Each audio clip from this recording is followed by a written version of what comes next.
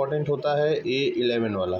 11 में आपको क्या करना है, सम और विषम अंकों का योग, आपका योग का अंतर अगर 0 और या 11 का गुणज हो जाता है। जैसे देखिए सम विषम का मतलब समझिए, ये देखिए यहाँ पे एक नंबर पे सम आता है मतलब 1, और फिर इसमें सम संख्या ए विषम संख्या मैं जोड़ रहा हूँ, केवल विषम संख्या, तो 6, फिर उसके बाद ए विषम संख्या प्लस 0 और ए विषम संख्या फिर 2, तो कितना हो गया 6 2 8 1 9, ठीक है।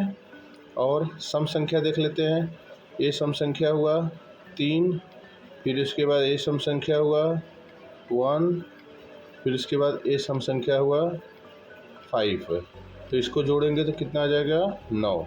और इन दोनों को क्या करा है, इसका योग और इसका योग, ठीक है। इन दोनों का योग अगर 0 होता है या फिर 11 से कटने लायक होता है तो यहाँ पे 9 - 9 ये 0 हो रहा है, इसका मतलब आपका 11 से विभाजित हो जाएगा। तो आप इस ट्रिक के मेथड से आप पता कर सकते हैं कि 11 से विभाजित होगा कि नहीं होगा। सम विषम आप समझ रहे हो कि सम संख्या मतलब पहले स्थान पर, तीसरे स्थान पर और 5वें स्थान पर आता है, तो ये विषम संख्या हो गया।